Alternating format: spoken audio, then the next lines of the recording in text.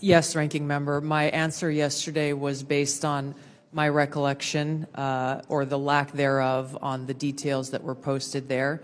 I was not, and what was shared today reflects the fact that I was not directly involved with that part of the Signal chat and replied at the end reflecting the effects, the very brief effects that the National Security Advisor had shared. So it's your testimony that less than 2 weeks ago, you were on a Signal chat that had all of this information about F-18s and MQ-9 Reapers and targets on strike, and you in that 2-week period simply forgot that that was there. That's your testimony?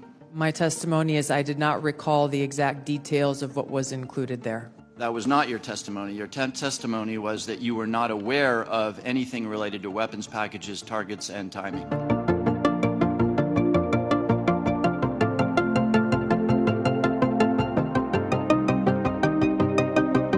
Thank you, Mr. Chairman. If there's something I care as much about as the national security of the United States, it's the powers and prerogatives of this Congress in its oversight duties. So I want to spend a minute or so on yesterday's testimony in front of the Senate and direct these questions in particular to Director Patel and Director Gabbard. Yesterday, Senator Heinrich asked, did this conversation, referring to the Signal chat, include information on weapons packages, targets, or timing? Director Patel, you said not that I'm aware of. Director Gabbard, you said same answer. This morning we learned that the Signal chat included the following update, forward-looking update from the Secretary of Defense. Time now, 11:44 Eastern Time. Weather is favorable. Just confirmed with CENTCOM. We are go for mission launch. 12:15 Eastern Time. F-18 launch. First strike package. 13:45 trigger-based F-18 first strike window starts. Target terrorist is at his known location, so should be on time. Also, strike drones launch. MQ-9s. 14:10 more F-18s launch. Second strike. Do either of the directors want to reflect? Senate, you were on the Signal chat, correct? No. Okay, but did you review the material on the Signal chat? No, I wasn't on it. Director Gabbard? Yes, Ranking Member. My answer yesterday was based on my recollection or the lack thereof on the details that were posted there.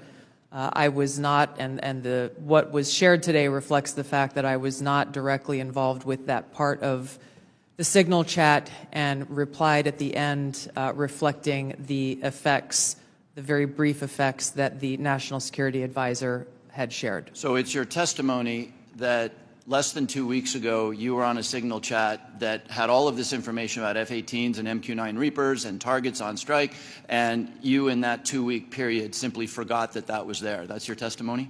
My testimony is I did not recall the exact details of what was included there. That was not your testimony. Your testimony was that you were not aware of anything related to weapons packages, targets, and timing.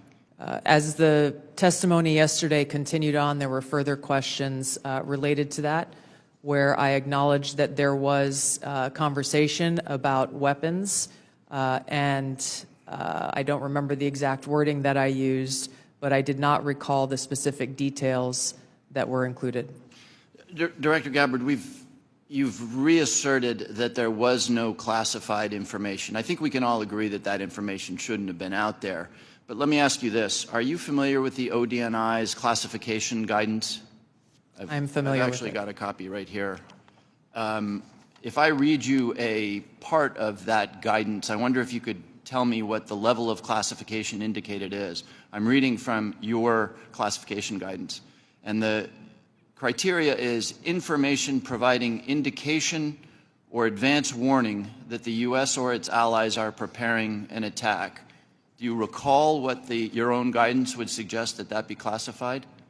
I don't have the specifics in front of me, but it would point to what was shared would fall under the DoD's classification system and the Secretary of Defense's authority. So let me help you, because there's a very clear answer. And what is not.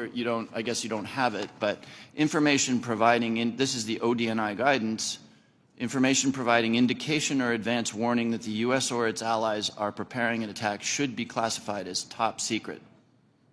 Do you disagree with that? I don't disagree with that. I just point out that the DoD classification guidance is separate from the ODNI's classification guidance. Do you think it would be materially different? ultimately, the Secretary of Defense holds the authority to classify or declassify. Do you think it's likely that DoD guidance is materially different from what I just read? I haven't reviewed the DoD guidance, so I can't comment. Director Gabbard, a lot of this suggests sort of a lack of sobriety. When there's punch emojis and fire emojis, it's a lack of sobriety. I don't mean that literally. But I have one last question for you, because I think people really listen to what you have to say. You, on March 15th, as DNI, retweeted a post from Ian Miles Chong, who is listed on RT, that's Russia Today's website, as, quote, a political and cultural commentator who has contributed content to RT since at least 2022.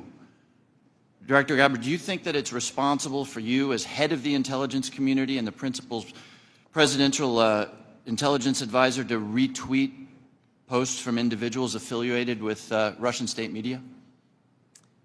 That retweet came from my personal account, and I would have to go back to look at the substance of the tweet. Can I, just so that we don't have a lack of confusion amongst our allies and enemies and us, can I act perhaps that you not think that you should be saying one thing on your personal account than you say officially? I maintain my First Amendment rights to be able to express my own personal views on different issues. Thank you. I yield back, Mr. Chairman. Gentleman yields. Now recognize the distinguished Vice Chairman, General Kelly. Yeah, I'd now, for the first 30 seconds, Mr. Ratcliffe, or Director Ratcliffe, formerly known as Texas, from this Mississippi guy, I'd like to give you 30 seconds if you have anything to respond to what Ms. Gabbard Director Gabbard, I'm sorry, just said. Well, Mississippi, it's good to see you again, and I appreciate the opportunity. You know, there's so much talk about this Atlantic article and about things that were said and that could have happened instead of a focus on what did happen. So my responsibility as CIA director, one of its responsibilities is to kill terrorists. And that's exactly what I did along with President Trump's excellent national security team. That's what we should be focused on. With regard to that article, I also would appreciate the opportunity to relay the fact that yesterday I spent 4 hours answering questions from senators as a result of that article that were intimating that I transmitted classified information because there were hidden messages.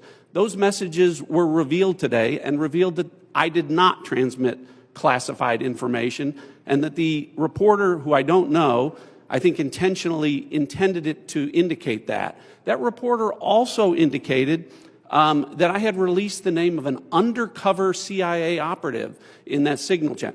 In fact, I had released the name of my chief of staff, who is not operating undercover. That was deliberately false and misleading, and I appreciate the opportunity to reflect that my answers haven't changed. I used an appropriate channel to communicate sensitive information. It was permissible to do so. I didn't transfer any classified information. And at the end of the day, what is most important is that the mission was a remarkable success, is what everyone should be focused on here, because that's what did happen, not what possibly could have happened.